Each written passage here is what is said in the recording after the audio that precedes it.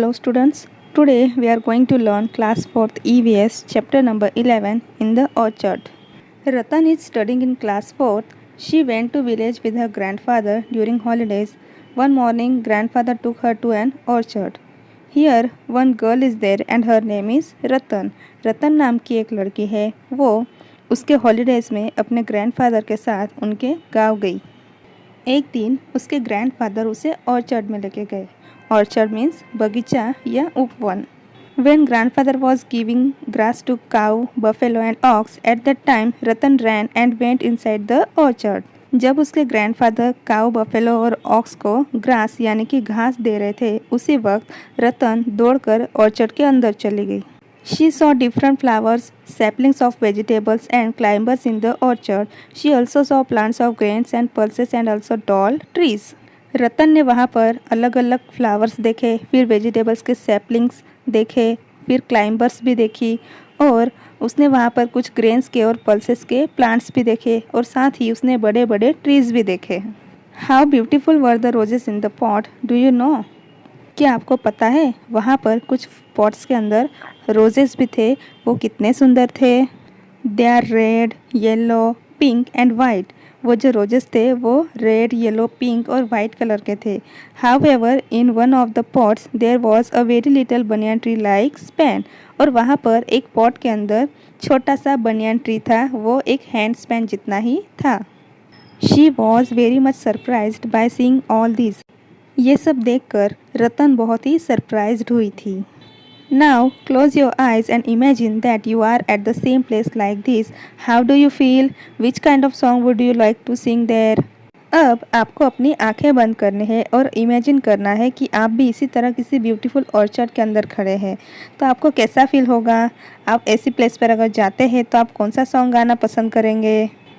अगर हम ऐसे ही किसी प्लेस पर जाते हैं तो हमें ऐसा लगता है कि जैसे हम हेवन में हैं और हमें बहुत ही प्लीजेंट वहाँ पे एटमॉस्फेयर लगता है और वहाँ हमें बहुत ही अच्छा फील होता है। Have you ever seen so many flowers grow together anywhere? Where? क्या आपने ऐसा कोई प्लेस देखा है कि जहाँ पर बहुत सारे फ्लावर्स उगते हैं, अलग अलग तरीके के फ्लावर्स वहाँ पर होते हैं? Yes, I have seen many flowers growing together. I saw them in the garden near my house. हाँ, मेरे घर के पास एक गार्डन है, वहाँ पर मैंने बहुत सारे फ्लावर्स को एक साथ उगते हुए देखा है। How many differently coloured flowers have you scene? Right their names. आपने कौन कौन से कलर के फ्लावर्स देखे हैं? आपको उन कलर्स का नाम लिखना है। So here we will write red, yellow, white, blue, pink, orange, purple and green. मैंने इन सभी कलर्स के फ्लावर्स को देखा है और स्टूडेंट्स आप भी यहाँ पर आपने जिन जिन कलर्स के फ्लावर्स देखे हैं वो उनके कलर्स आप यहाँ पर लिख सकते हो। Are there things in your house which have designs of flowers made on them like cloths, sheets, vases, etc. Here you can see the designs. क्या आपके घर पर ऐसी कोई चीज़ें हैं जैसे कोई क्लॉथ्स हो, बेडशीट हो, पर्स हो कि जिनके ऊपर फ्लावर्स की डिज़ाइन बनी है? यहाँ पर आप देख सकते हैं कि एक पिक्चर दिया हुआ है जिसके ऊपर अलग अलग फ्लावर्स की डिज़ाइन बनी है। This is a picture of tapestry made by the people of Kutch by using embroidery. ये जो आप पिक्चर देख रहे हैं इसे बोलते हैं tapestry. Tapestry is a form of textile art traditionally woven by hand on a loom. ये एक तरह का टेक्सटाइल आर्ट है जो कपड़े के ऊपर किया जाता है। ये एम्ब्रॉयडरी की तरह होता है लेकिन ये मशीन से नहीं, हाथों से किया जाता है। It's a very difficult to make tapestry. हमारे गुजरात की कच्छ की जो फीमेल्स है वो इसे बनाती है। इसमें वो हाथों से क्लॉथ के ऊपर फ्लावर्स, प्लांट्स, एनिमल्स की डिज़ाइंस बनाती है। This design of flowers is done very skilfully. Such designs are done on cushion cover, wallet, purse, bags etcetera. ये जो डिज़ाइंस है ये बहुत ही स्किलफुली बनाई जाती है। इन्हें बनाने में जो कच्छ की जो फीमेल्स है उन्हें काफ़ी टाइम लग जाता है क्योंकि ये हाथों से बनाते हैं। और इस तरह की डिज़ाइंस जो है वो कुशन कवर्स के ऊपर, फिर वॉलेट के ऊपर, पर्स के ऊपर, बैग्स के ऊपर, शॉल्स या बेडशीट्स के ऊपर, इन सब पर ये सब डिज़ाइंस ये बनाते हैं। Draw design like this in your notebook and colour it. आपको आपकी नोटबुक में भी इसी तरह की डिज़ाइन बनानी है और उसे कलर करना है। Ratan has seen different flowers. You may have seen them. Here are some pictures of flowers. Make a right tick on the flower which you recognize. Write their names too if you know. रतन ने तो orchard में बहुत सारे अलग अलग flowers देखे, लेकिन अब यहाँ पर कुछ फ्लावर्स के पिक्चर्स दिए हुए हैं और अगर आपने इनमें से कोई भी फ्लावर्स देखा है तो आपको उसके ऊपर टिक करना है और उसके नीचे उसका नाम लिखना है।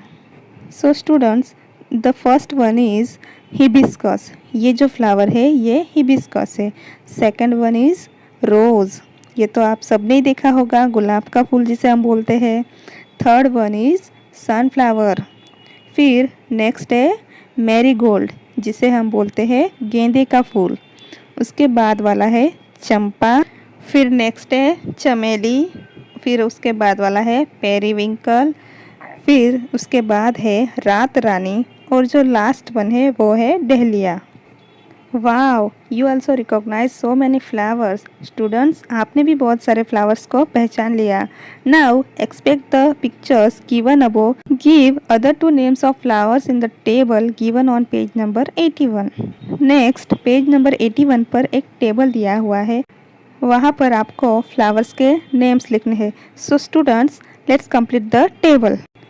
Now students, see, this is the table and we have to fill it. तो यहाँ पर आपको फर्स्ट वन है ग्रो ऑन ट्रीज़। तो जो फ्लावर्स ट्रीज़ के ऊपर उगते हैं, मतलब पेड़ के ऊपर उगते हैं, आपको उसका नाम लिखना है। तो हम फर्स्ट कॉलम में यहाँ पर लिखेंगे कचनार एंड सेकंड कॉलम में लिखेंगे गुलमोहर। ये दोनों जो है ये ट्रीज़ के ऊपर उगते हैं। कचनार के फ्लावर्स इस तरह के पर्पल कलर के होते हैं। They grow in winter season. Kachnar tree is also known as orchid and butterfly ash. North India में कचनार के फूलों की सब्जी भी बनाई जाती है। गुलमोहर का भी बड़ा सा ट्री होता है। इसके ऊपर इस तरह के रेड या ऑरेंज कलर के फ्लावर्स होते हैं जो बहुत ही ब्यूटीफुल लगते हैं। Now second is grow on bushes. जो फ्लावर्स छोटे छोटे झाड़ियों पर उगते हैं, तो यहाँ पर हम लिखेंगे रोज़ एंड मेरीगोल्ड। रोज़ तो हम सभी ने देखे हैं, ये अलग अलग कलर के होते हैं, रेड, पिंक, येलो, वाइट। और रोज़ फ्लावर्स की जो फ्रेग्रेंस होती है वो बहुत ही अच्छी होती है। मैरीगोल्ड यानी कि गेंदे का फूल, ये येलो या तो ऑरेंज कलर के होते हैं। ये गार्लैंड्स बनाने में और डेकोरेशन में यूज़ होते हैं। Next is flower grow on climber plants. तो जो फ्लावर्स क्लाइंबर्स के ऊपर उगते हैं, अभी यहाँ पर हम उनका नाम लिखेंगे। So here we will write अपराजिता एंड रंगून क्रीपर। ये है अपराजिता का फ्लावर और ये है रंगून क्रीपर, जिसे हिंदी में मधुमालती भी बोलते हैं। Next is grow on aquatic plant, कि जो पानी में उगते हैं, ऐसे फ्लावर्स के हमें नाम लिखने हैं। So here we will write lotus and water lily. Lotus और वाटर लिली ये पॉन्ड्स या लेक्स के अंदर पानी में उगते हैं। Next is bloom only at night. जो फ्लावर्स सिर्फ रात में खिलते हैं, उनके नेम्स हमें यहाँ पर लिखने हैं। So first one we will write moon flowers and second one is night bloom water lilies. Moon flowers इस तरह के फ्लावर्स होते हैं और ये रात को मूनलाइट में ही खिलते हैं, इसलिए इन्हें मून फ्लावर्स कहते हैं। नाइट ब्लूम वाटर लिली इस तरह के रेड, पिंक या ऑरेंज कलर के होते हैं और ये इवनिंग में खिलते हैं। Next is Bloom in the day and close eight night. जो फ्लावर्स दिन में खिलते हैं और रात को बंद हो जाते हैं, उनके नेम्स हमें यहाँ पर लिखने हैं। Here we will write gazanias and morning glory. These flowers bloom in the morning and close at night. सुबह खिलते हैं और रात को ये बंद हो जाते हैं। Seventh one is flowers recognised by their scent. जो फ्लावर्स उनकी खुशबू से पहचाने जाते हैं, उनके नेम्स हमें लिखने हैं। तो यहाँ हम लिखेंगे रोज एंड जैस्मिन, मतलब मोगरा। Next one is bloom round year. जो फ्लावर्स पूरे साल भर खिलते हैं, जैसे कि periwinkle and rose. Last one is bloom only during certain months. जो फ्लावर्स कुछ मंथ्स में या कुछ सीजन में ही खिलते हैं, उनके नेम्स हमें यहाँ पर लिखने हैं। Here we will write snapdragon and aster. ये सिर्फ विंटर सीजन में ही खिलते हैं। You have so much information. Now tell that are there any trees or plants which never have any flowers? Find out and write. क्या कोई ऐसे भी trees या प्लांट्स है कि जिनके ऊपर कभी फ्लावर्स नहीं उगते? आपको यहाँ पर उसका नाम लिखना है। तो यहाँ पर हम लिख सकते हैं pine tree and bamboo plant. ये जो दोनों प्लांट्स है, इनके ऊपर कभी भी हमें फ्लावर्स देखने को नहीं मिलते हैं। Why this? Have you ever seen a board like this put up anywhere? Students, क्या आपने कभी कहीं पर भी इस तरह का बोर्ड देखा है? What is written on the board? Do not pluck flowers. फूलों को तोड़ना नहीं है। Students, have you ever seen board like this? क्या आपने इस तरह का बोर्ड देखा है? Yes, I have seen boards like this in parks and gardens. हमने इस तरह का बोर्ड पार्क्स और गार्डन्स में देखा है. Do people pluck flowers even when this board is there? अगर ये बोर्ड वहाँ पर है फिर भी लोग फ्लावर्स को तोड़ते हैं. Usually people do not pluck flowers if this type of board is there, but some people still pluck the flowers even when such a board is there. कुछ लोग तो ये बोर्ड पढ़कर फ्लावर्स को तोड़ते नहीं हैं, लेकिन कुछ लोग बोर्ड पर जो लिखा है उसे पढ़ने के बाद भी फ्लावर्स को तोड़ते हैं. Why did people do this? Think. लोग ऐसा क्यों करते हैं? Because some people obey the rules while some people do not. कुछ लोग जो भी रूल्स है उन्हें फॉलो करते हैं, लेकिन कुछ लोग रूल्स को फॉलो नहीं करते हैं. What would happen if everybody plucked flowers? अगर सभी लोग इस तरह से फ्लावर्स को तोड़ेंगे तो क्या होगा? There would be no flowers to make the world of parks and gardens beautiful. अगर इस तरह से सभी लोग फ्लावर्स तोड़ेंगे तो हमारे पास एक भी फ्लावर बचेगा नहीं कि जो हमारे गार्डन्स और पार्क्स की सुंदरता बढ़ाए. Should they do this? क्या लोगों को ऐसा करना चाहिए? No, they should not pluck the flowers. लोगों को इस तरह से फ्लावर्स को तोड़ना नहीं चाहिए. Let us look closely. Go to the garden. Collect flowers which have fallen down. Look at the flower carefully and tell. Here, one activity is given for you. In this activity, what you have to do?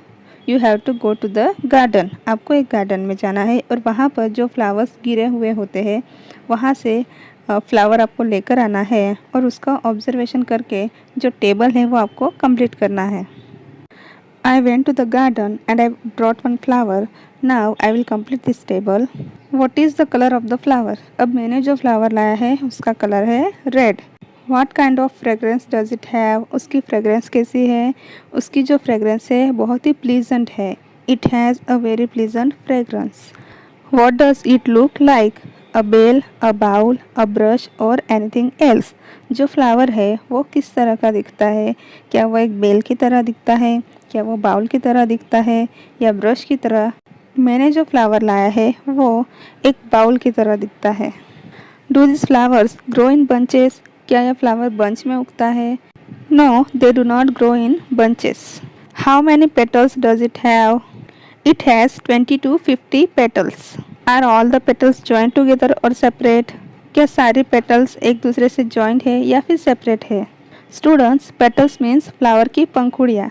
कुछ flower इस तरह से होते हैं कि जिनकी जो petals होती है वो जॉइंट होती है और कुछ फ्लावर्स की पंखुड़ियाँ इस तरह से सेपरेट होती है. तो मैंने जो फ्लावर लाया है उसके जो पेटल्स है वो सेपरेट है. Is there any green leafy structure outside the petals? Yes, जो पेटल्स है उसके बाहर इस तरह का ग्रीन स्ट्रक्चर है.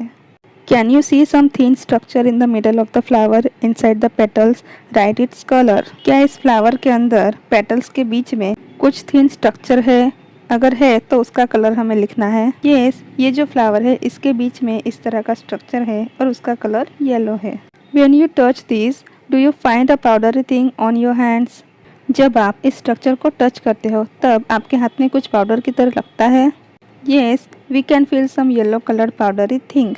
Blooming birds. You must have seen birds on the plants. Observe the birds on plants which grow near your surroundings. Students, birds मतलब कली. जो हम देखते हैं कि फ्लावर जब भी खिलता है तो उसके पहले कली होती है जिसे बर्ड्स कहते हैं.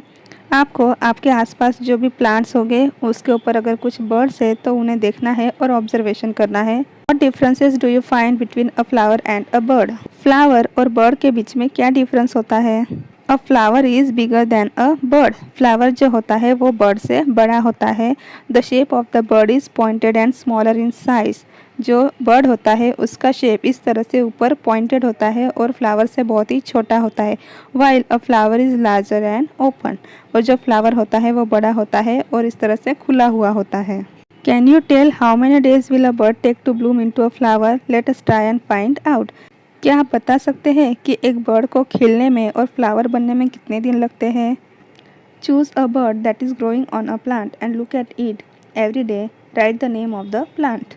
आपको आपके आसपास देखना है कि किसी प्लांट के ऊपर अगर बर्ड है तो उसे आपको ऑब्जर्व करना है. यहाँ पर आपको उस प्लांट का नाम लिखना है और देखना है कि कितने दिन में वो बर्ड खिलता है और फ्लावर बनता है और वो यहाँ पर आपको नोट डाउन करना है. तो मैंने जिस प्लांट के बर्ड का ऑब्जर्वेशन किया उस प्लांट का नाम है rose plant. Did you first see bird? The date was, जब हमने फर्स्ट टाइम उस बर्ड को देखा उस दिन डेट थी 6 सितंबर।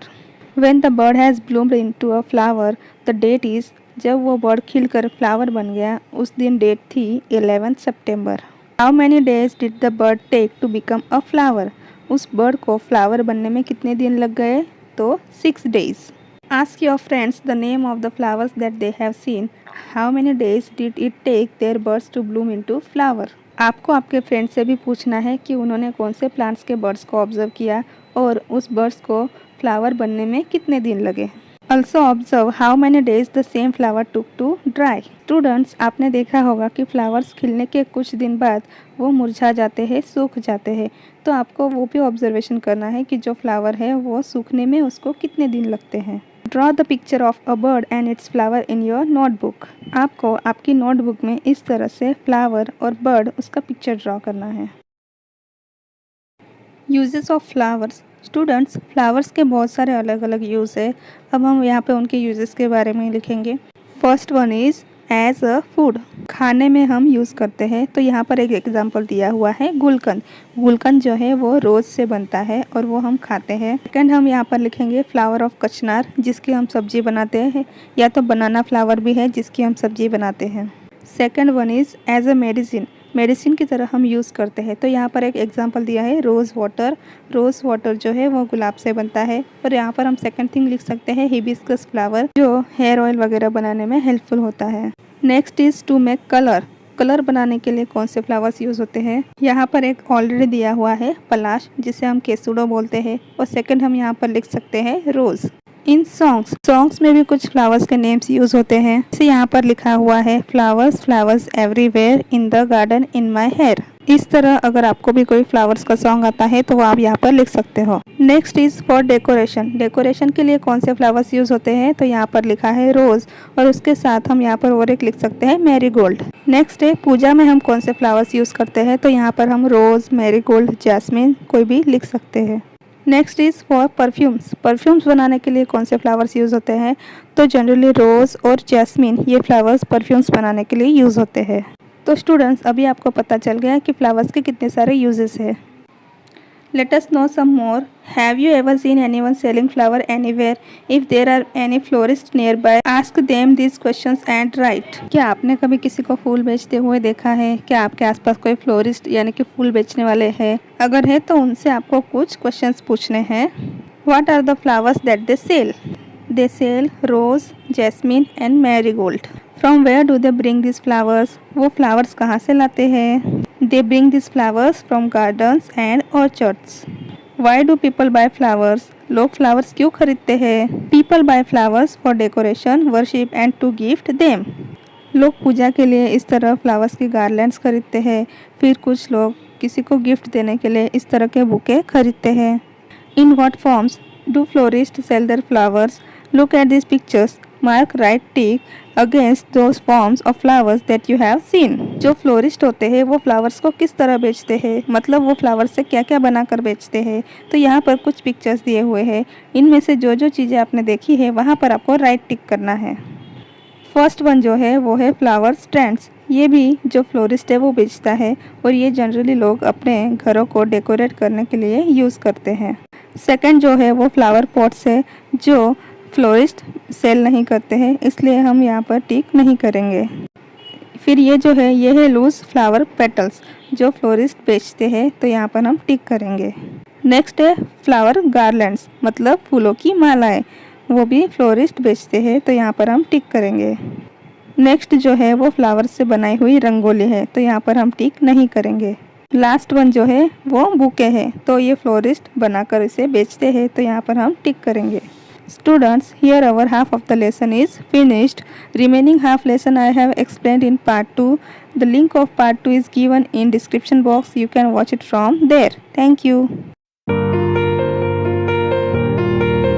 Hello students. Today we are going to learn class 4th EVS chapter number 11 in the orchard. Half of the lesson we have learned in part 1. Now remaining half lesson I will explain. So let's continue. Have you seen any other form of flowers than these? Yes, I have seen sellers selling flowers in the form of गजरा। हमने देखा है कि जो sellers होते हैं या जो फ्लोरिस्ट होते हैं वो इस तरह से गजरा बनाकर भी बेचते हैं। Some flowers are used in different forms like rose and marigold are used in garlands and as loose petals too। तो हम जो मैरीगोल्ड और रोज़ के जो फ्लावर्स होते हैं उसके गार्लैंड्स मतलब मालाएं भी बनाकर वो भी यूज़ करते हैं और उसके लूज पेटल्स भी यूज़ करते हैं। Find out the prices of these different forms of flowers. तो अगर हम अलग अलग फॉर्म्स में जब फ्लावर्स खरीदते हैं तो उनकी जो प्राइस है वो क्या होती है। If we purchase a rose flower we get it in 10 rupees. If we purchase a garland अगर हम एक माला खरीदते हैं तो generally we get it in 50 rupees. And if we purchase one bouquet अगर हम बुके खरीदते हैं तो उसकी प्राइस अलग अलग हो सकती है। समटाइम्स वी गेट इन 200, 300 और 500 also. Has the florist learn to make bouquet और a net of flowers from anybody from home. जो फ्लोरिस्ट होता है उसने वो बुके बनाना किससे सीखा होता है। Yes, he has learn to make bouquets और net of flowers from his father.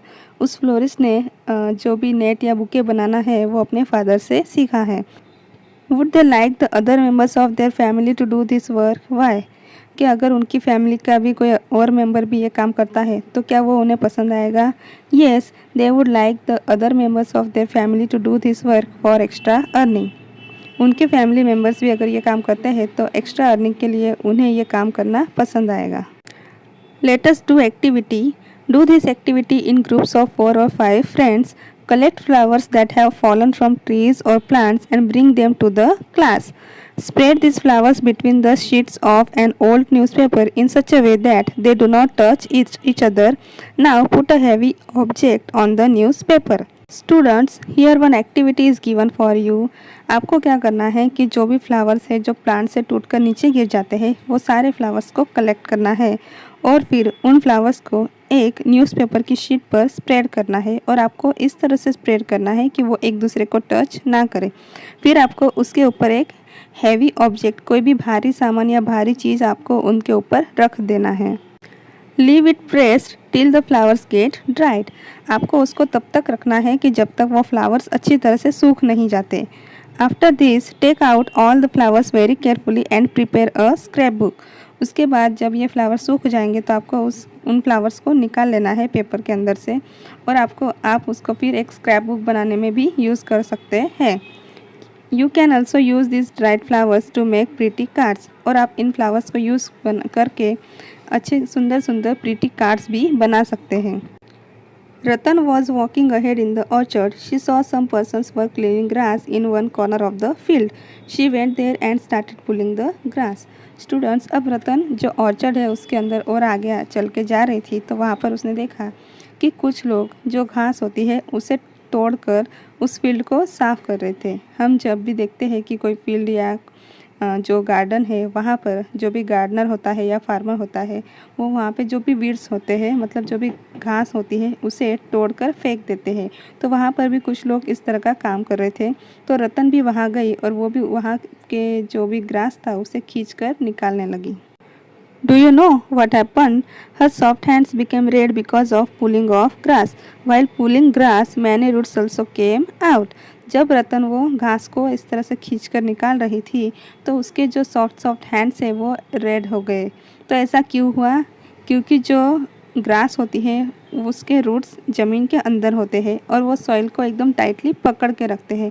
तो जब हम उन्हें खींचते हैं तो हमें हाथ को बहुत ही ज़ोर लगाना पड़ता है जिससे रतन के हाथ रेड हो गए थे और जो ग्रास थी उनके साथ उनके रूट्स भी बाहर निकल आ रहे थे।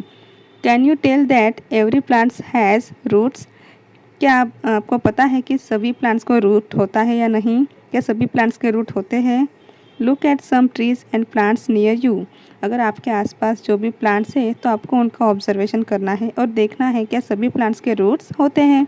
How deep and wide its roots are, imagine. और जो भी प्लांट्स है उनके जो रूट्स है वो ज़मीन के अंदर कितने डीप हैं और कितने दूर दूर तक वो फैले हुए हैं, आपको ये इमेजिन करना है। There Ratan saw that Ramji Bhai was pulling radish. Ratan asked Ramji Bhai, so he told, Beta, these are radish and it is also roots. Suddenly rain started. It was raining heavily with storm. However, the trees were stood still. तो फिर रतन ने देखा कि वहाँ पर एक रामजी भाई थे और वो रेडिश को भी निकाल रहे थे ज़मीन से खींचकर। तो रतन ने उनसे पूछा तो रामजी भाई ने उससे कहा कि बेटा ये रेडिश है और ये भी रूट्स है। सडनली वहाँ पर तूफान के साथ ज़ोरदार बारिश होने लगी। However the trees were stood still. लेकिन इस बारिश के अंदर, तूफान के अंदर भी वो जो ट्रीज थे वो ऐसे ही खड़े थे। Why the tree did not fall despite of heavy winds, imagine. इतने सारे ज़ोरदार बारिश के बाद भी, तूफान के बाद भी क्यों वो ट्रीज इस तरह से सीधे खड़े थे, क्यों वो नीचे नहीं गिर गए? Because roots hold the soil very tightly. जो भी रूट्स होते हैं प्लांट्स के, वो सॉइल को बहुत ही टाइटली पकड़ के रखते हैं, इसलिए वो भारी बारिश के बाद भी, तूफान के बाद भी गिरे नहीं। Why do the withered leaves of growing plants become fresh when they are watered? Withered means what? सूखे हुए या मुरझाए हुए। लीव्स मीन्स पत्ते। जो मुरझाए या सूखे हुए पत्ते होते हैं, अगर हम प्लांट्स को पानी देते हैं उसके बाद वो फिर से फ्रेश कैसे हो जाते हैं? Leaves generally lose water during photosynthesis. Plants need a certain amount of water pressure inside the leaves. That's why withered leaves become fresh when they are watered. तो जो भी पत्ते हैं वो फोटोसिंथेसिस की जब भी प्रोसेस करते हैं तो उनके अंदर का जो पानी है वो कम हो जाता है और प्लांट्स को उनके अंदर कुछ वाटर प्रेशर की ज़रूरत होती है, जिसकी वजह से अगर हम जब भी उसको पानी देते हैं तो जो सूखे हुए पत्ते हैं वो फिर से खिल जाते हैं, फिर से वो अच्छे से ग्रो करते हैं और फ्रेश हो जाते हैं। Which plants around you need regular watering? आपके आसपास कौन से ऐसे प्लांट्स हैं कि जिनको रेगुलर आपको पानी देना पड़ता है? तो tulsi and some flower plants need regular watering. अगर हमारे घर के पास हमने तुलसी का पौधा वहाँ पे प्लांट किया है या कुछ फ्लावरिंग प्लांट्स है तो उनको हमें रेगुलर पानी देना पड़ता है। Ratan also came to know that she had not given water to the neem tree which was grown near her house. She thought how the neem will get water then. फिर रतन को एकदम से याद आया कि उसने उसके घर के पास जो छोटा सा नीम ट्री था उसको पानी नहीं दिया था। तो वो सोच रही थी कि अभी वो जो नीम ट्री है उसे पानी कैसे मिलेगा। Which plants nearby you did not require water regularly? How do they get water?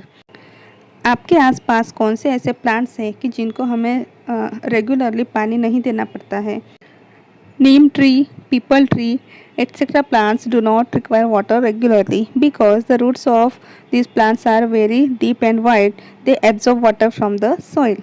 जो भी नीम ट्री या पीपल ट्री होते हैं, इस तरह के जो बड़े बड़े ट्रीज होते हैं, उनके जो रूट्स होते हैं वो ज़मीन के अंदर बहुत ही डीप और वाइड होते हैं, तो वो वहाँ से ही ज़मीन के अंदर जो भी पानी होता है वो एब्जॉर्ब करते हैं, इसलिए उन्हें हमें रेगुलरली पानी देने की ज़रूरत नहीं पड़ती।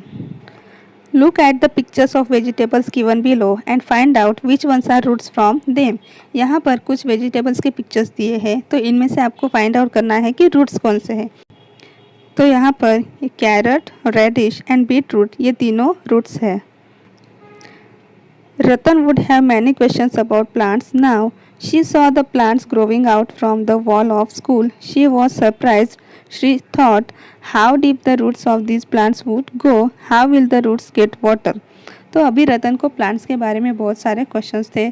उसने देखा था कि उसके स्कूल में एक वॉल के अंदर से एक प्लांट उगा हुआ था, तो फिर वो देखकर उसे बहुत ही सरप्राइज़ हुआ और वो सोचने लगी कि इस प्लांट्स के रूट्स कितने डीप हो गए और इनको पानी कहाँ से मिलता होगा।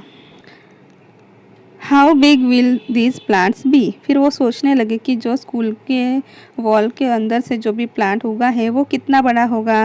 What would happen to this wall? फिर वॉल का क्या होगा। Can you tell the name of the plant in the picture? क्या आप उस पिक्चर के अंदर जो प्लांट है उसका नाम बता सकते हैं? स्टूडेंट्स, ये जो प्लांट है जो वॉल के अंदर से निकला हुआ है इसे बोलते हैं कैम्पेनुला। Have you seen a plant growing out from the crack of the wall like this? Where? Which questions arise in your mind? Know the answers from your elders and note down. तो क्या आपने कभी इस तरह के plants देखे हैं कि जो वॉल के अंदर से इस तरह से उगे हुए हैं? तो हम जनरली किसी बिल्डिंग के वॉल्स पर या स्कूल की वॉल पर इस तरह के प्लांट्स देखते हैं। तो अगर जब भी आप देखते हो तो आपको कौन से क्वेश्चंस आते हैं? जिस तरह रतन के माइंड में क्वेश्चंस आए कि इस प्लांट्स को पानी कहाँ से मिलेगा, अगर ये प्लांट बड़ा होगा तो कितना बड़ा होगा, अगर ये प्लांट बड़ा हुआ तो इस वॉल का क्या होगा, इस तरह के क्वेश्चंस हमारे माइंड में भी आते हैं। Ratan has seen a huge tree fallen down at the edge of a field. She recalled the neem tree of her school. She can see the damaged roots of that tree. रतन ने देखा कि वहाँ पर एक बड़ा सा tree था, वो नीचे गिर गया था। तो रतन को उसके जो रूट्स थे वो देखकर वो सोचने लगी, has somebody pulled out this tree और इट फेल डाउन इटसेल्फ। क्या ये जो ट्री है इसे किसी ने खींच के नीचे गिरा दिया या वो अपने आप ही गिर गया? How old would this tree be? ये कितना पुराना हो सकता है, कितने सालों से ये ट्री यहाँ पर होगा? How will the tree get water from between the rocks at the edge of the field? फिर वो सोचने लगी कि ये जो ट्री है यहाँ पर जो फील्ड है उसके किनारे पर खड़ा है और उसके आसपास रॉक्स है, पत्थर है, तो इस ट्री को पानी कैसे मिलेगा? Let's talk, which are the old trees in your area, how old are they, know from your elders. आपके एरिया में ऐसे कौन से ट्रीज़ हैं कि जो बहुत ही पुराने हैं और कितने पुराने हैं, ये आपको आपके एल्डर से, मम्मी पापा या दादा दादी से पूछ के जानना है। Right the names of the animals living on this tree, और उस ट्री के ऊपर कौन से एनिमल्स रहते हैं वो भी आपको लिखना है। तो हमारे यहाँ पर एक बनियान ट्री है जो अप्रोक्सीमेटली 300 ईयर्स ओल्ड है, और उस ट्री के ऊपर क्रोज, स्पैरोज एंड बैट्स, ये सारे एनिमल्स उसके ऊपर रहते हैं। Have you seen any huge tree fallen down, what did you think when you saw it? आपने कभी एक बड़े से ट्री को नीचे गिरा हुआ देखा है? और जब भी आपने देखा तो आपने उस वक्त क्या सोचा? Yes, I have seen some trees fallen down when there is storm during monsoon. कुछ ट्रीज़ के रूट्स बहुत ही वीक हो जाते हैं, तो जब भी बारिश के सीज़न में तूफान आता है तब वो गिर जाते हैं। Strange, freaky, weird root. Have you ever swung on banyan tree? क्या आप कभी इस तरह से बनियान ट्री के ऊपर झूला झूले हैं? What did you hold to swing? और जब भी आप इस तरह से झूलते हैं तो झूलने के लिए आप क्या पकड़ते हैं, किसे पकड़ के आप झूलते हैं? How do the hanging branches look like? ये जो हैंगिंग ब्रांचेस है, इस तरह से लटकते हुई ब्रांचेस है, वो किस तरह दिखती है?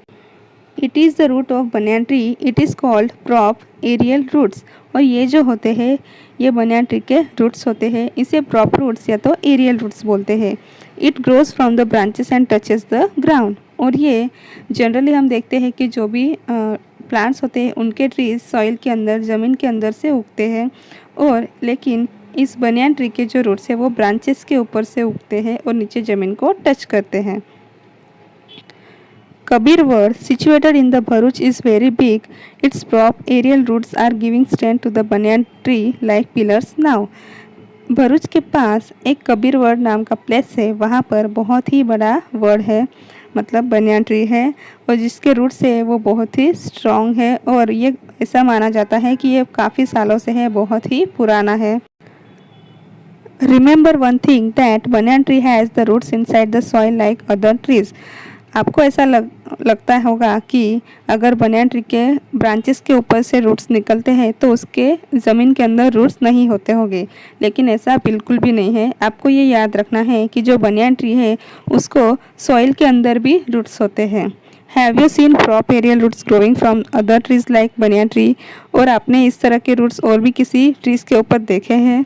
Let's do activity, gather in group of 3-4, tell who will bring what from the list given below. यहाँ पर आपको एक एक्टिविटी करनी है, आपको और आपके फ्रेंड्स को एक ग्रुप बनाना है, और जो भी नीचे यहाँ पे कुछ चीज़ें दी है वो आपको लानी है।